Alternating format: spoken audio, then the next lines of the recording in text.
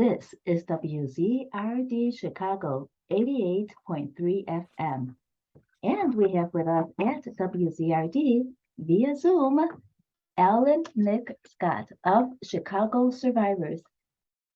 Thank you so much for your patience as we worked out our technical difficulties. Alan, how are you today?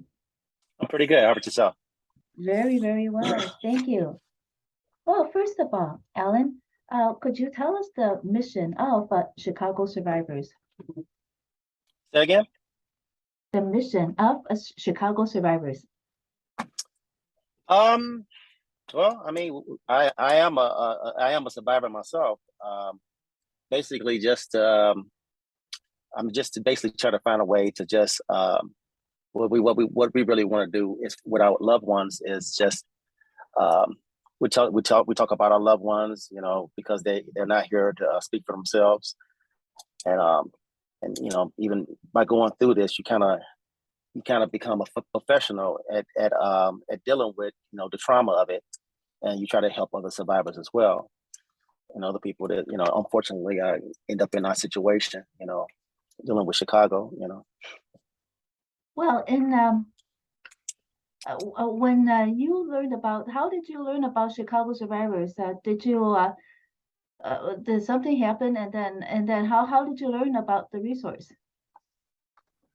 Well, I mean, I lost my daughter November 2nd, 2015, my own daughter, and that's how actually they reached out to me. That and a number of other organizations, but yeah, that's how I learned about Chicago Survivor. Right now, what is your position in Chicago Survivors? I'm just basically basically a spokesman for them, you know, not any particular position, you know. Like I say, I am a survivor myself, and I just deal with them basically. Mm-hmm. And when people get this, how do you what is the outreach? Is there because we did learn that sometimes, you know, in order for they reach out to you, but how do you know right now? Do Chicago Survivors reach out to all different kinds of victims? How do they find the victims? What is their outreach like? Basically, I would say it's media. You know, it's basically media attention, and they may have some connections as far as you know, with dealing with the police and stuff like that. You know, as you can see, it's a lot of violence in Chicago. A lot of gun violence in Chicago, and that's pretty much the main thing. So there are, of course, there are victims of police violence, and then victims of violence. Do you need to have separate? Does the Chicago Survivors need to have separate groups of advisors to help the different both groups? The you know, the ones with that are victims of police violence, and the ones that are victims of violence per se. I be honest with you, I'm not exactly for sure about that, but I would think they would. Mm-hmm. Could you describe to us as much as is possible how Chicago Survivors helped you? Well, just you know, basically just getting support from them. Just a listening ear, basically. You know, it's patience and sensitivity and the sensitivity that's really important when you're going through something like that. Really nice, kind people and understanding. You know, and it's what you need when you experience something like that, because you don't know what to do. You don't know what to do. Mm-hmm. And but how did they help you? Did you have to go to court? What other services did you need that they help provide you I know they will go to court with you, but for my situation, my particular case, my daughter's case, my daughter's murder is still unsolved. So I haven't reached that point, you know, in my situation as of yet.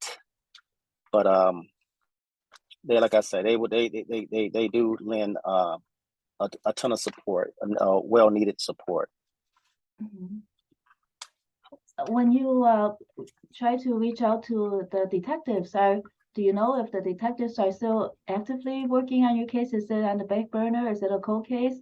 If you want to reach out to the detectives, is it one or two detectives? Does the Chicago survivors help you? Um, well, the case itself is a cold case. It's Mhm. turned cold. And I did have a meeting with Chicago survivors, and we actually set up a meeting. I would say a couple of years ago now, with the detectives, and they said that they're still working on the case. But as of now, still we haven't heard anything. What about flyering? Does if you wanted to ask the public for tips, etc., does Chicago survivors help with flyering? With printing flyers out? Is that what you said? Yes, and getting flyers Um, out to the public. yeah, I think they do all of that. They do all of that. I mean, we plastered the neighborhood where it happened at with flyers. With we got a $30,000 reward flyer that we plastered the neighborhood.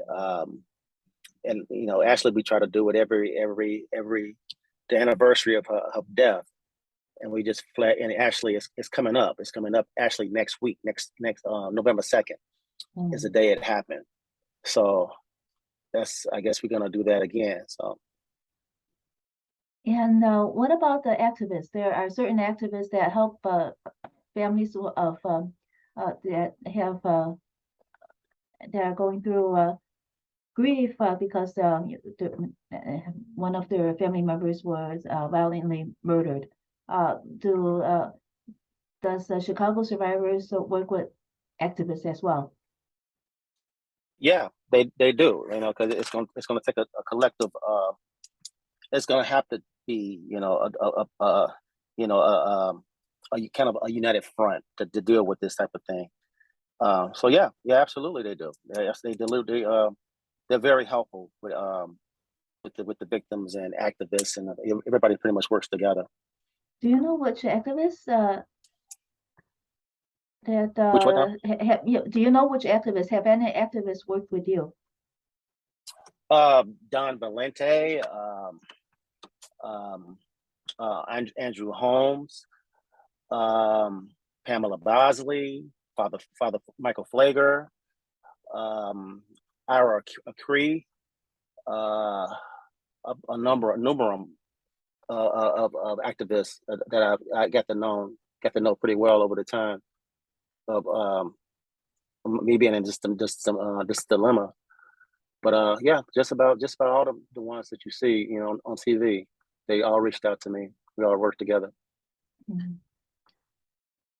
Do you have any idea about how many families Chicago survivors helps? Because the murder rate went up, and then of course this is a does it does it only apply to murder when they help with families Chicago survivors? Um, I'm not exactly sure you know, if that's the case, but I know in my particular case, it was gun violence, and for what I see and hear on TV, it is gun violence. And they got their hands full just dealing with that alone. It's a lot of it, you know. Do you know if they have more volunteers now since there is more gun violence? Um, that again, I'm not for sure, but they can always use more. That's for sure. Do a lot of the volunteers, are they members of families that have been impacted by violence? Some are, and some not. Yeah, yeah, some We want. are. Mhm.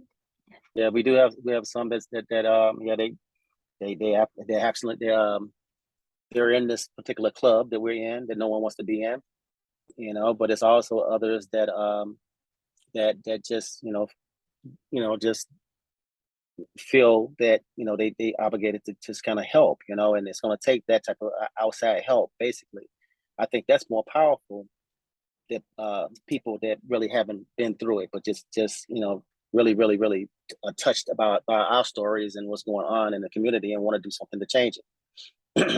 Mhm. What about if the victim is the breadwinner and then the family loses its income? Do you know if Chicago Survivors is able to help a family like that? Again, I'm not for sure about that. I wouldn't. I can't speak for them exactly what they'll do, but I'm sure everybody does what they can. Mm. We also welcome Bill Morton, president of the Rogers Park Chamber of Commerce, a fellow broadcaster here on this interview. Hello, Bill. Hello, how you doing? Hey, don't Bill. Wizard and Alan. I really want to just kind of ask, how are you getting the support that you need? I mean, I listened to the interview earlier, but how additionally do you need support? Let's just start with that. Well, I turn my volume down here. Can you hear me? Can you hear me? I mean, I guess just platforms like this, just being able to kind of talk about it, kind of helps take the weight off, just a little bit at a time. We want to be able to talk about our loved ones. And then we were talking about we were discussing earlier volunteers and people who want to help. I'm not asking for numbers, just like roughly what percentage of people have had this in their family, this tragedy in their family, and maybe which percentage of the people that help that you know of are just there because they have empathy and they want to help. That's a pretty good question. I'm not exactly for sure of a particular number. I do know the ones that reached out to me and helped me. They basically all went through the same thing, And I've been seeing these people. Actually, been seeing these people on TV for years. It just so happened. When it happened to me, they reached out to me as well. So actually, when they did, I had knew who they were. I knew who they were. So there was already community outreach. You already knew who they were. What general area do you live in the city? I live in Evanston. I'm actually not too far from you. I see the signs in Rogers Park all the time. I go past what's that? He was just at the the hoagie place that Captain Morgan was it Captain Nemo's. Yeah. Nemo, yeah. Yes, I go past it all the time. Yeah, right there. I live right in Evanston though. All right. So does the organization have a headquarters? Or is it just does the organization have a headquarters, or is it like a phone tree or a website? You know what? I'm not exactly for sure. I don't work for the organization per se. I just I'm not exactly for sure how you reach out to them. I'm pretty sure it is a website that you you can reach out to, get information from. And of course, I wasn't aware you live in Evanston and you're so close and you know me. So you understand about the violence in our community. The border is not a hard line. Things that'll happen in Evanston will happen in Rogers Park, will happen in Westridge and Edgewater as well. The communities I feel need to get together to prevent the violence, to do actual measures to prevent the violence. Maybe the police are, the police, I spoke with them. I spoke with the commander. They feel like their hands are tied. But they also told me earlier in CAPS meetings that they don't believe that it's their job to prevent. It's their job to come after the fact or during the fact. I know you're not head of the organization, but what do you feel we could do to prevent this kind of gun violence in the future, maybe? You want to know what I think we should do? Yeah, yeah. I think it's bigger than any of our ideas that we need to do. I mean, the problem is too many guns. I don't think, I got mixed feelings when it comes down to it, because I really hate victims. All right, I hate to see a victim, so I mean, I really kind of believe that that you should have the ability to defend yourself. But I don't believe that anybody and everybody should be able to get a gun just because you're American. I truly, I mean, that's really that from the bottom of my heart. And okay, let's go a little deeper. Let's as far as Indiana is concerned, Indiana and Wisconsin and all these border states that allow this, you can just walk across the border and buy as many guns as you want and walk right back across. And I know they talk about that. They talk about that, but they don't talk about it enough. Because that's the problem. Everything else is just a band-aid. It is just not going to work. If you want, for us all to work together, it's going to take stuff like that. It's going to have to be bigger than just basically neighborhoods, because it's going to be always the same problem. It's not going to work. It's more than even a regional problem. It's a United States of America problem. It's huge. We have more mass shootings than anyone anywhere in the entire world. But we have freedom, we have democracy. But I feel that people need to register for their guns. Someone came up with with an idea that I heard of. I spoke with them about actually having serial numbers on the shell casings. That way you can trace and track and find the person better, or at least find where it came from and go down that trail. The police, the 24th district in Chicago has done the gun buyback program. I was thinking about that just yesterday. How effective is it? I don't know. Like, you can have an antique Civil War gun, or you could have a BB gun, and they'll give you a Target gift card for that. We need more concrete answers. Your Indiana border, I was just going to mention that just before you did, we're on the same track of thought. So state troopers checking trunks. We always think of gasoline and fireworks when we talk about the smuggling things over the border, or lower taxes. But are you advocating for state troopers to check for guns, or at least do something on the border, Wisconsin and Indiana? Yeah, I think they should do whatever. Anything and everything, all of that. But you know what? It's a shame. But the state troopers can stop as many people if they want, and confiscate all these guns, which would be a good thing. Especially if they illegally transported or whatever. And the buybacks, all that is helpful. But the biggest scheme of things, is it going to really help? Is it going to really help? Because it doesn't stop what these laws, as far as like these border states. It doesn't stop it. And it's still just a band-aid. It's just a band-aid. And we also used to have stop and frisk, and now we don't. It's a very controversial. It's controversial, right? Very controversial, because you've got human rights, and then you've got public safety, and I feel that public safety should be number one, of course. True. Well, okay. With say, for instance, with public safety, that's true. And stop and frisk is controversial. You're definitely right about that. I know about the problems they had in New York. But like you said, there's public safety, which trumps more, and that's the thing. I think life is more important than even your so-called right to bear arms. I think your life is more important. That's just what I think. One thing I know is about politics, that that's discouraging. Say for instance, take a state whereas they have something that's actually working, something that is actually working, is concrete and it's working.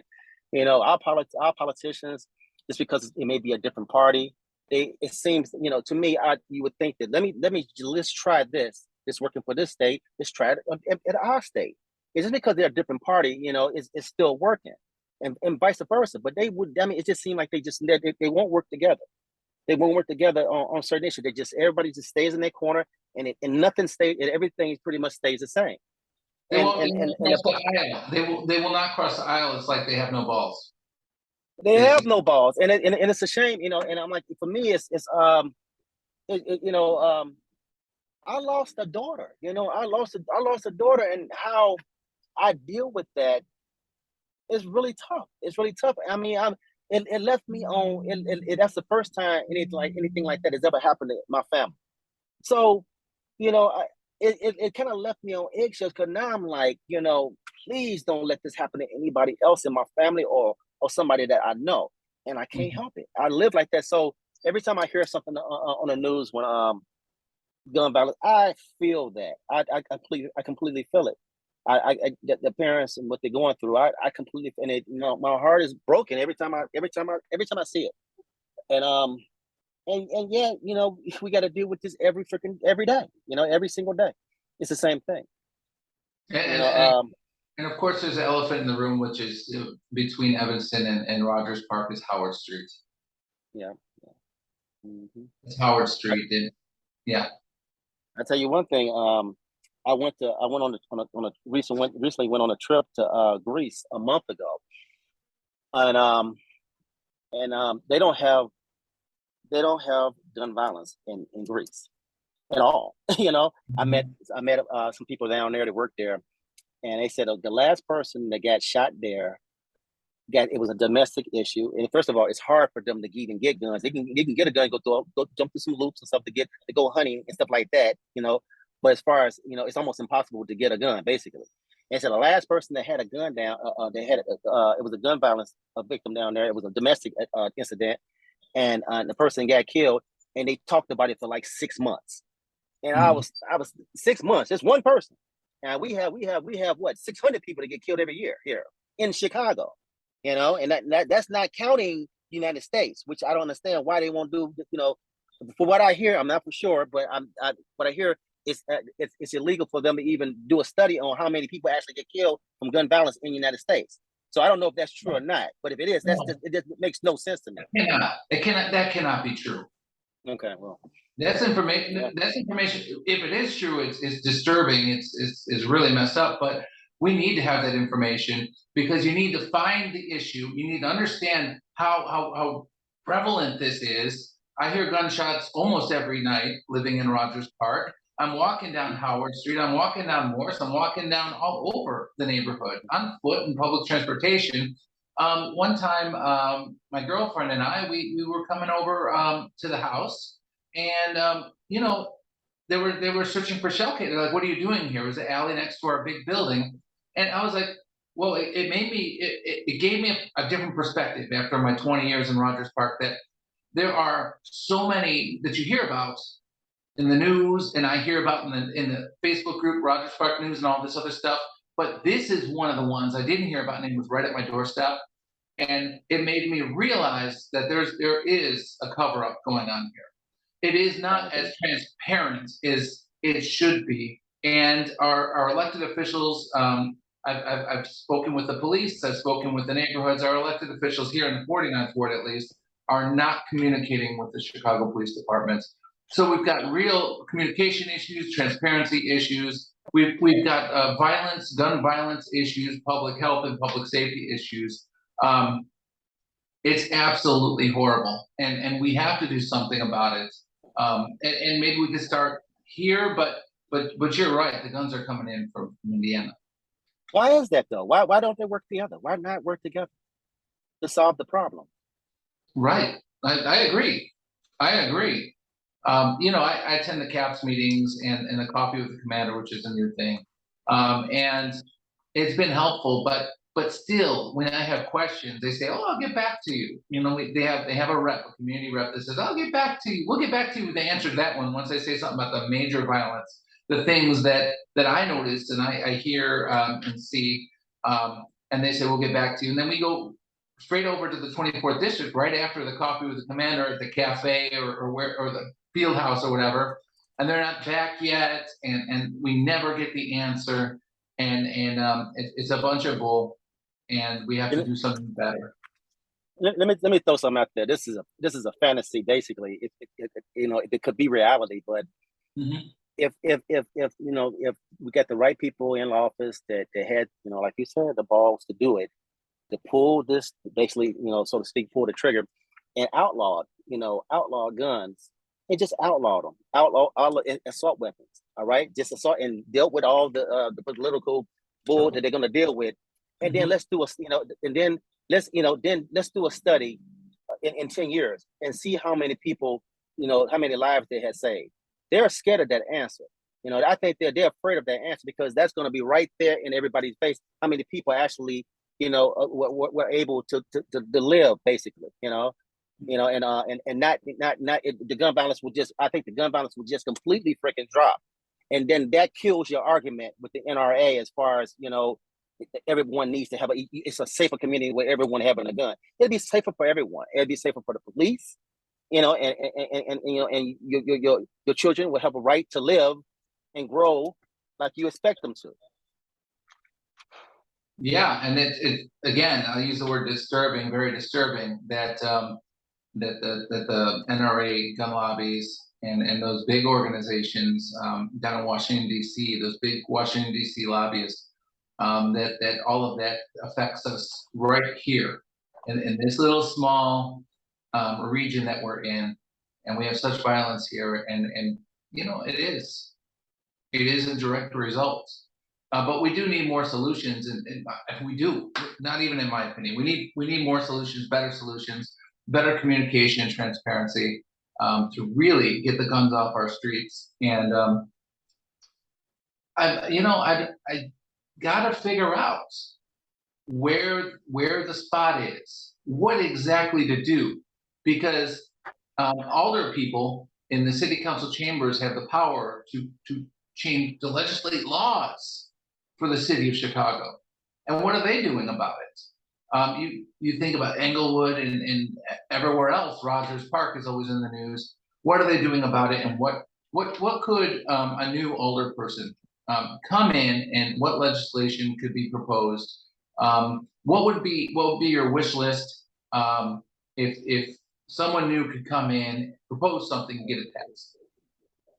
What's my wish list? Yeah. As far as would it be? Are you talking about as far as being an alderman? Yeah. And then what law would you like the city of Chicago to pass to prevent gun violence? What laws? I think that we have a lot of laws, and we have a lot of laws. What I'm thinking about is the deterrent. These kids are not deterred from doing these things that they're doing. They're not. They're not afraid of. Let me tell you something. These guys, they go. You get the same guys. A lot of these guys are the same ones, and they go and shoot multiple people because and really what they don't realize that they are serial killers. They are serial killers. They don't even realize they become serial killers because I guess what I hear the first time you're doing it, and when you first time you do it, then after that you get used to it. Then it gets easy for you, And the last thing that those kids think about is the police is going to be knocking at their door at the end of the day. That's the last thing that they're worried about. They are not worried about getting caught at all. They're not worried about it, and that's a shame. And that right there, I can understand the community.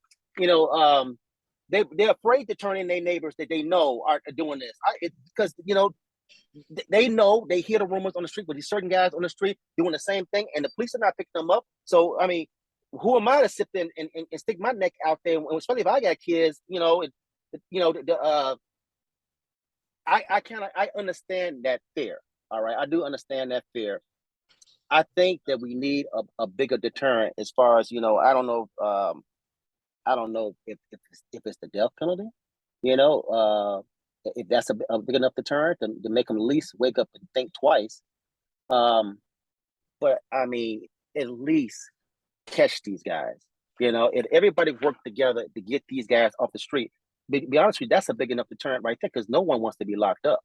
The last thing that they think of, the last thing that they're thinking that they're going to get locked up or get caught. They're not thinking that at all. you know. Right. And as soon as if they started, everybody started working together and just, you know, turning these guys in and catching them and locking them up, that sends a message to the other guys, you know. Okay, well, let me think twice and do something else. What I was planning on doing that night, you know, or whatever. So they've got I don't know what kind of money they're making or what they're getting from it, but they don't have the deterrents. They don't have the consequences. You know, the early voting for the elections is coming up right now. I'm not going to say anything about those candidates and the gubernatorial or anything else like that. But do you feel that you know, I will say your vote is your voice, and that's how you make the change. Do you think that at that level, is that the level to do the change? We're talking about state's attorney, governor, Cook County president, for this election that the early voting is happening right now. You know, it's good to get some people on your side, and you know they support you, you know. But you know, over the grand scheme of things, is it going to really help? You know, is it really going to help? You know, I mean, you know, every mayor that we've had, they're all against gun violence. Of course they are, you know, and it wouldn't have made a difference if it was Republican in there or Democrat. It wouldn't have made a difference. They still see the same thing, you know. And even if it you know, if it was a Republican, you know, somehow got in mayorship in Chicago, it's not going to make no difference. It's not going to make any difference at all, you know. We still got the same problems as far as these border states are concerned. You know, what more could he do? Seriously, what more could he or she do? You know, I don't. You know, if you know, and let me tell you, I'm not a Trump supporter at all. I'm not. I mean, I'm not. But one thing that I wish that he would have done, I wish he had done. You know, he had the support of the conservatives and all the senators and all that stuff.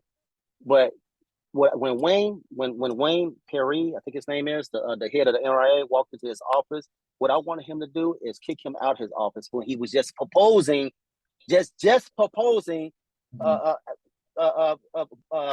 background checks. What's the big deal about background checks? At least they don't want you to chip away at that stone at all, you know. But what's wrong with this background? And I wanted him to like, look, that don't make any sense. All right, background checks is something that could definitely help. All right, I'm still a supporter, and I'm still a supporter of the NRA. You know, so what's wrong with background checks? What's wrong with saving lives? You know, if he would have kicked him out of his office, he would have picked up so much support from he would have, what he would have done. He would have expanded his base. He really would have, and he had an opportunity to do that, and he didn't. It just makes sense to me. And then let's talk about mental health. You know, during Rahm Emanuel's term as mayor, a lot of the mental health facilities, I don't know if it was 5 or 6 or more, got cut from the budget in the city council, and then a lot of people were put to the streets.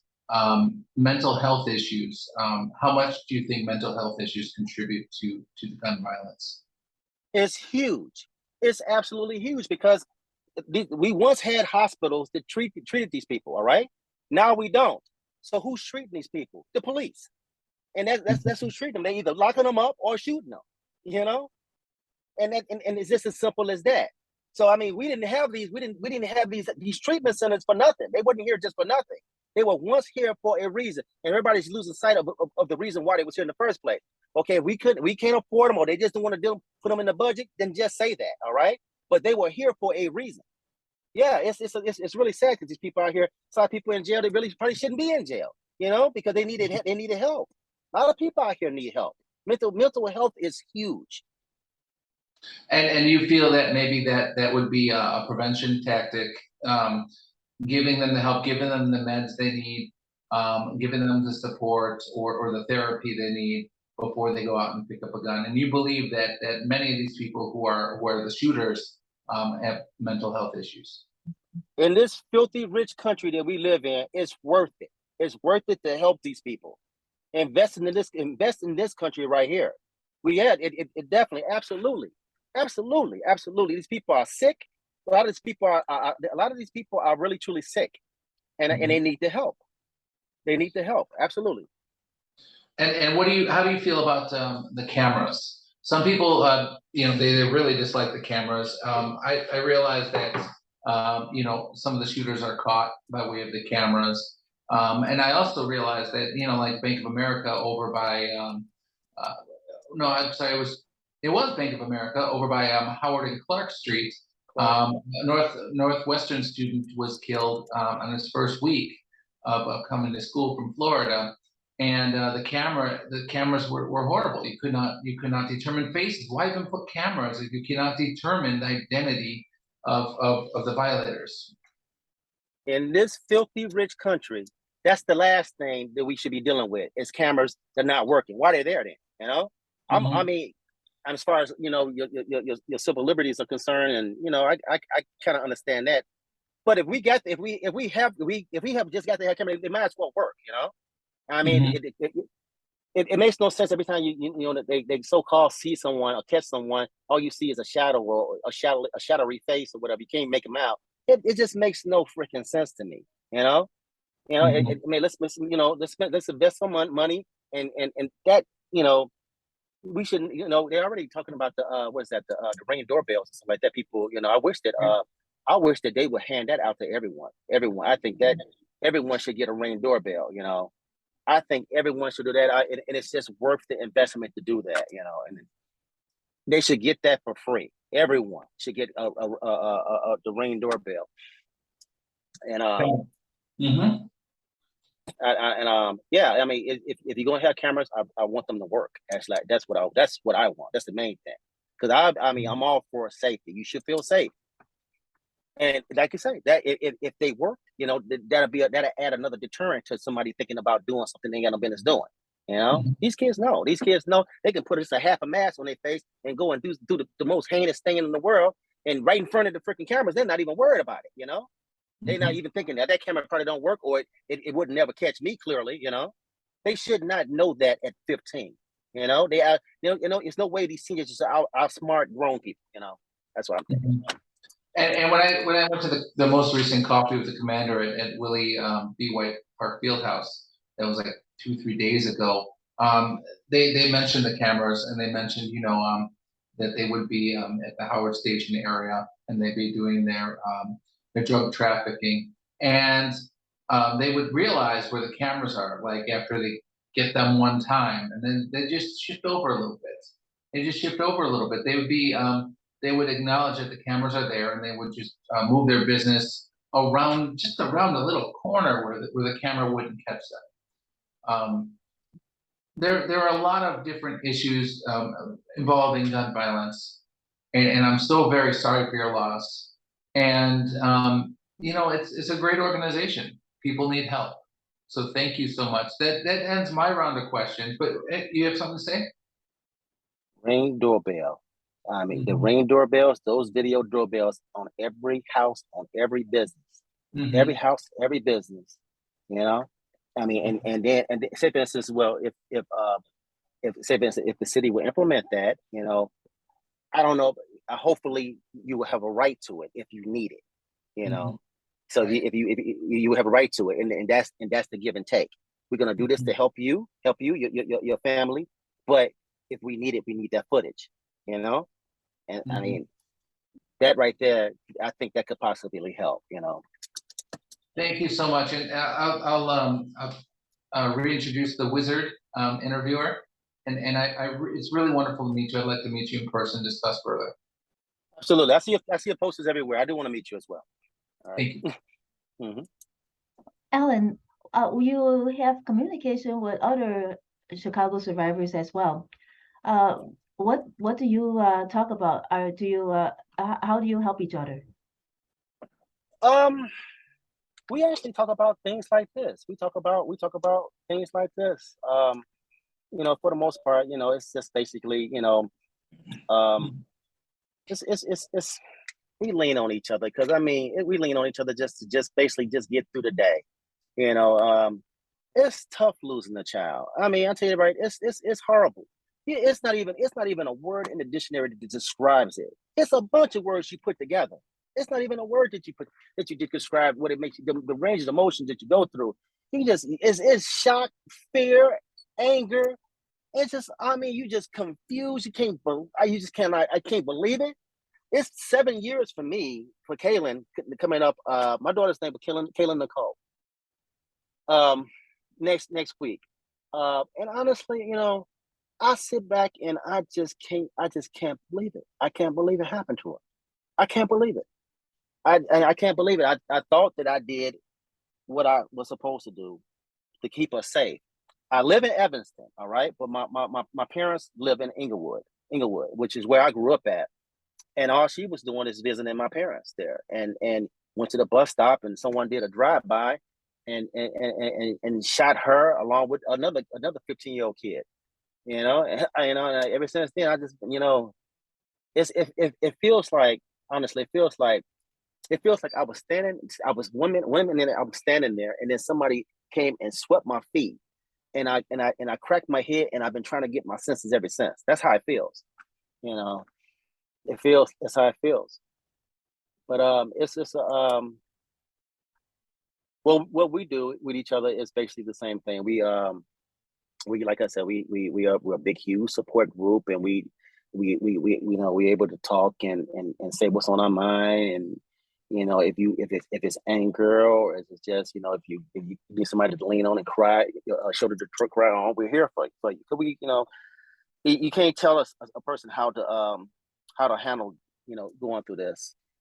What we try to do, or what I try to do, as far as, like, you know, what they have me do is talk to a lot of the fathers that's going through this, and and my approach is basically, you know, is telling them who I am, and then and if they feel like talking, you know, if they feel like talking about it, and then kind of get around to what happened to me, you know, and so I can let them know that I do understand.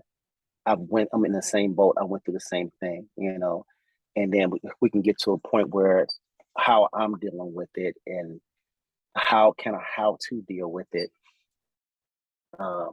in a positive way, you know, and that's helpful for me, because if you just completely go negative, it's not gonna get you nowhere, and you know, you're not gonna get anywhere, you know.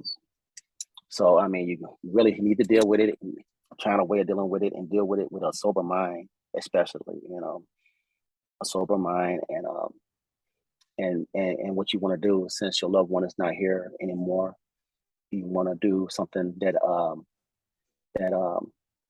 you want to be able to talk to them, talk about them in a positive light, and that, to me, it helps me to kind of breathe life into her name, you know, by talking about her, you know, and it's just helpful to me, you know, and it takes time to get to that point, but if I gotta, if one thing about, you know, your child, you know, certain questions are posed towards you. What would you, would your daughter want you to sit there and wallow in misery, or just completely just drink yourself to death, and, you know, or go out there and plan to do something horrible because you think that's going to make you feel better? What would your daughter say? For instance, my daughter, what would she say? And I like to answer the question honestly. Nowhere in the world Kaylyn would ever want me to do something like that. That's an honest answer from her. I know her, you know, I can speak for her. So yeah, so it's stuff like that that you just don't ignore, you know. I don't ignore, and it, you know, and it kind of helps me to deal with it. Do Chicago survivors offer the grieving family communication with other grieving families? So it's up to them, right? And then if they agree It to is. it, then It's individual. Yeah, it's like I say, it's up to them. It's up to the families, you know. But you know, some people, you know, it takes time to kind of come around to talking about it, you know. And some people can never talk about it, you know. Some people can't, you know, just can never bring themselves to talk about it. Yeah, it's just too hurtful. Too does hurtful. Chicago survivors help families access mental health services if they need them? I'm not exactly for sure what they would do when it comes down to that. I don't want to say yeah or nay when it comes down to that, but like to think they would. Mhm. And what about appealing to legislators, etc.? Did you and your fellow people that are in that are Chicago survivors, have you reached out to legislators for help? Yeah, we talk to politicians all the time. We have politicians. We even go down. We've been down down to the state house. Went to Washington. We do all of that just to kind of get as much support as we can.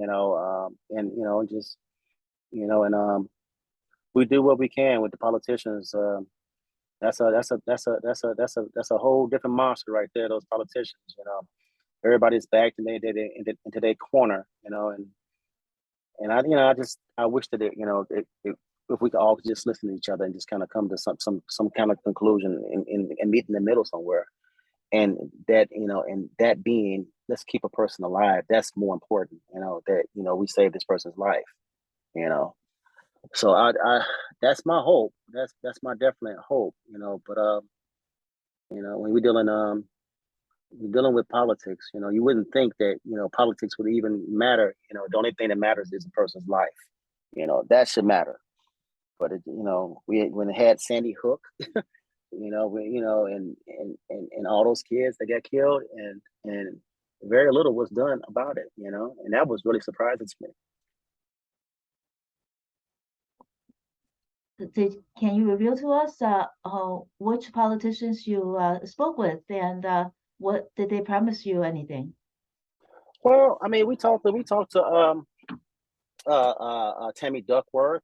We actually went to her office, and yeah, she's completely supportive, wonderful person. But it's not that it's the ones that I know. I know the ones that are supportive. All right, it's the ones that are not.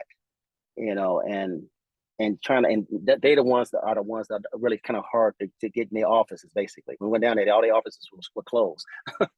But just to just to kind of like make them understand, I want them to look into my eyes. Look, I lost my daughter. I wouldn't want this to happen to anybody else. And like I say, certain politicians are backed into their own corner, and they stay there. And I like to think that they're all human. They do care. Nobody wants this to happen to their family member. But come on, let's do some reasonable. Let's get reasonable as far as solutions are concerned. You can't tell me that the solution is it needs to be like the Wild West and Bonanza days. Everybody should have a freaking gun. It just sounds completely stupid to me, So hopefully, they get serious. When you requested to meet with those legislators that are not helpful, did they know did they know you, and they knew what you were going to ask them? Probably so. Probably so. If they didn't know me, they knew people that I was with. Yeah. Oh yeah, they probably know. So they're prepared. I mean, I don't want to be a confrontational person. I don't want to do that. It's not that. I'm not trying to do that. It's not even that. I want help. I want help is what I want. I want the community to get help. I want a solution to this huge problem. Is it possible for you to let us know whom you tried to visit?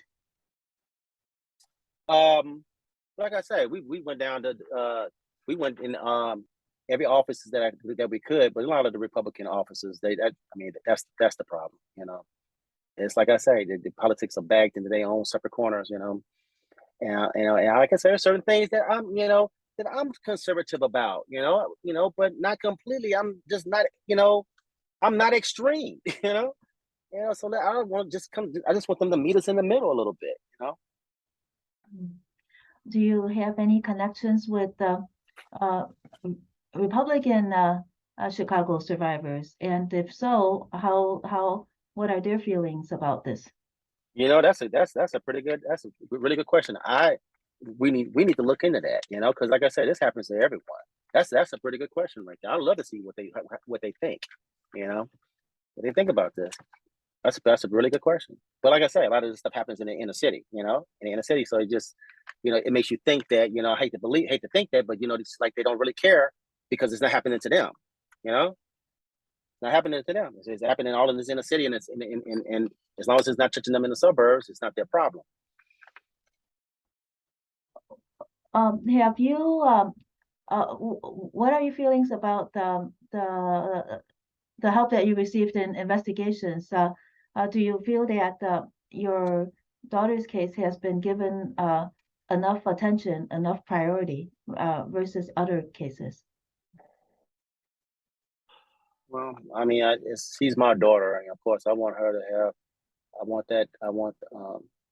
want her case always to be on the front page, and she's my daughter, and I just I hate that, that she's just it seems to be just a 2015 statistic, and as much as I dread going through a court hearing and all that stuff, if they catch the person that did it, much as I dread doing it, I know, in order for that to be a deterrent for the next person to go out and do something like that, that person needs to be caught and need to be convicted, or just to send a message to the next person, these kids, that you can't go around killing like that, and hopefully, it ain't just that you got caught, that you understand that, just how many people you hurt, doing that.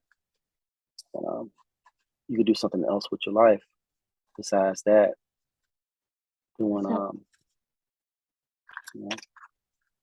So were some witness reports that the shooter was a youth? Pardon me? So did they have some witness reports that the shooter was young, was a youth?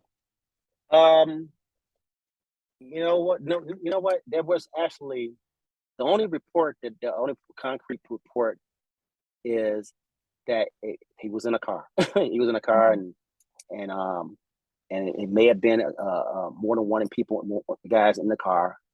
It happened really fast, and again, we was talking about the cameras. Cameras didn't catch anything.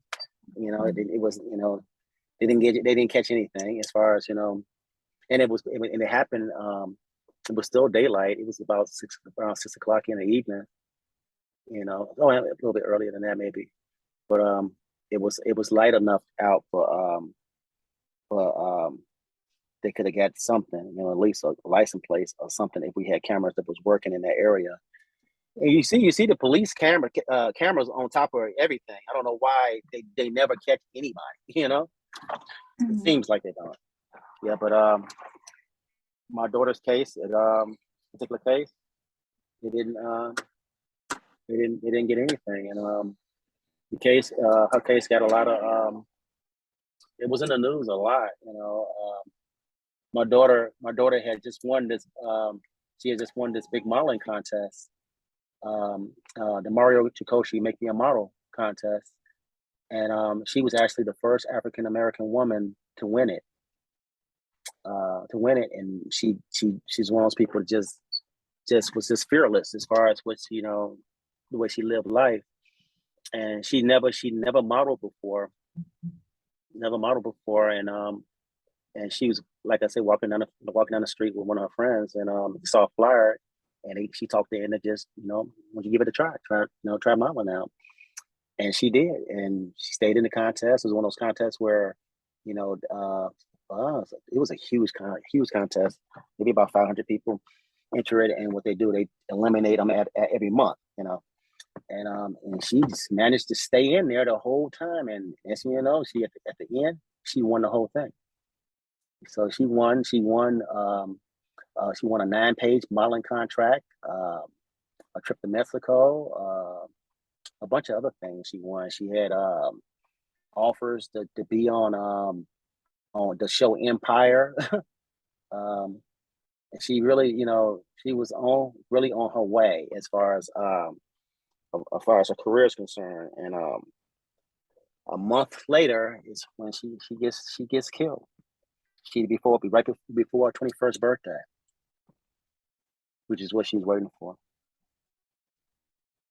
You also were featured in the film White Light, and in that film, the producer wanted to address the roots of violence and how to prevent it. Are you still involved in that project? And if so, what have they found? Yeah, yeah, very involved with George.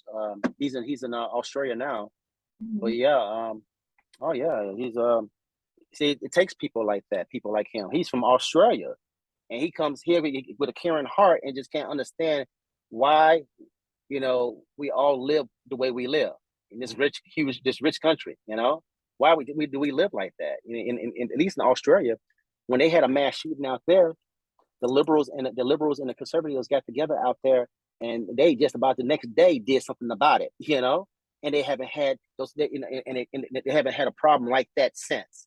So something can be done.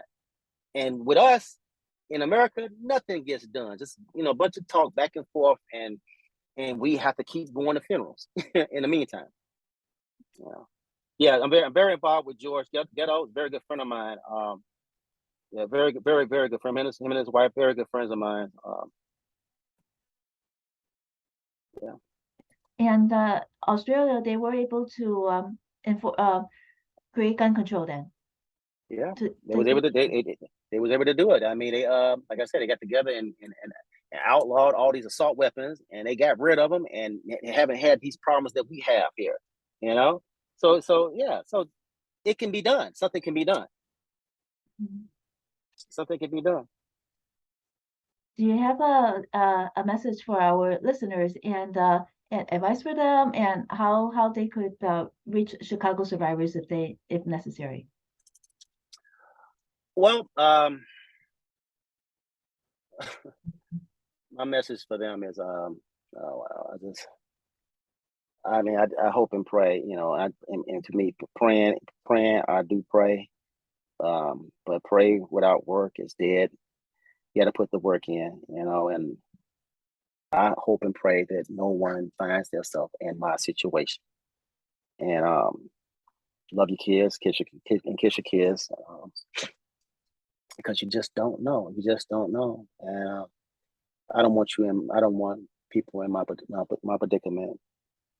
And as far as Chicago survivors are concerned, I'm sure you just look on the website, and you get all the information that you need.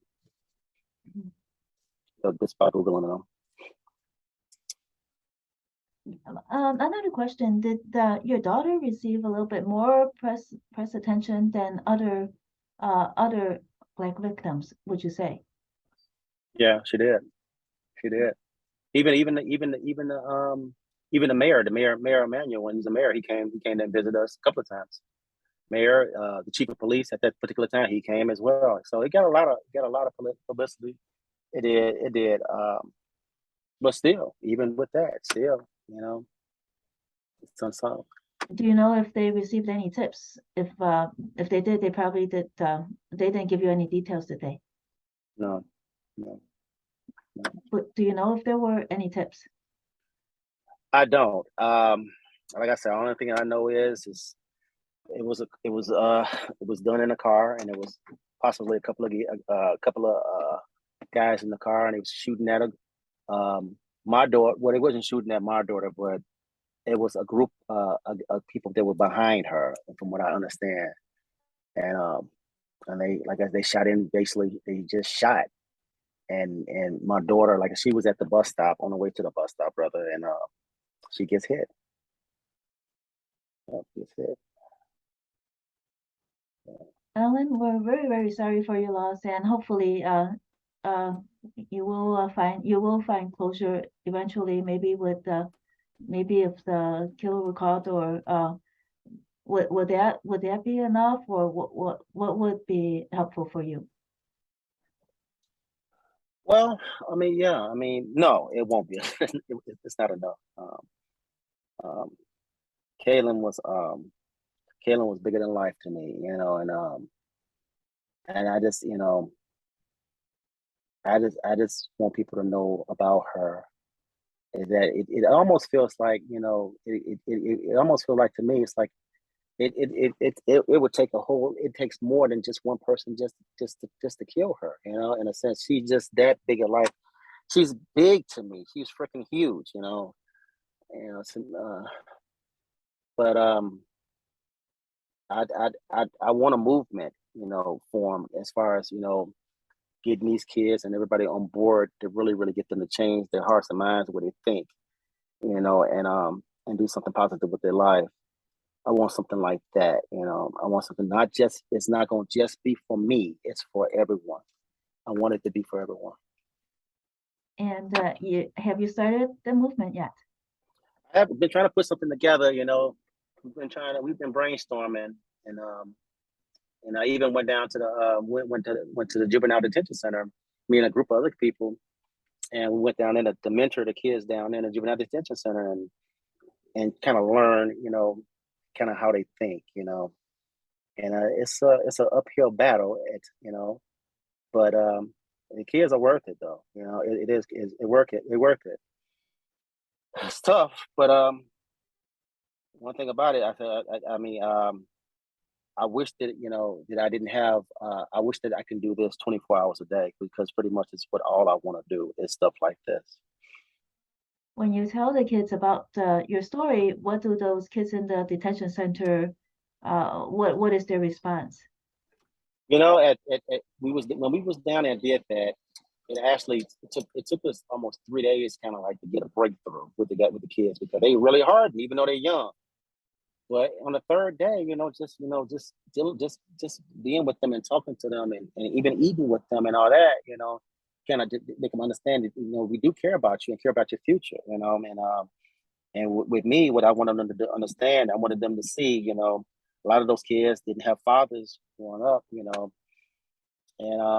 I want them to see. I want them to see what you're going to see is you're going to see a father that loves his daughter, and you're going to see a daughter. You're going to see him cry like a baby. So, and that's what they saw, talking about my daughter. I think I did help, I did have a breakthrough as far as, they were quiet. They were really quiet, and, they were really sorry about, what had happened, because what I said was, that I forgave the person that did it,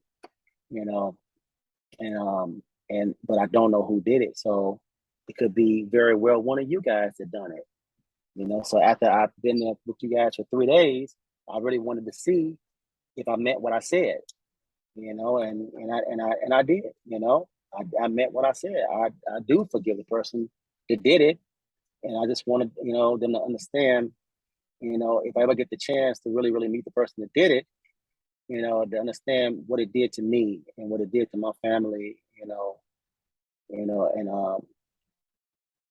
and I want them to be sorry about it. So sorry for what they did. What program was it that you were in that brought you to the detention center to speak with the youth? I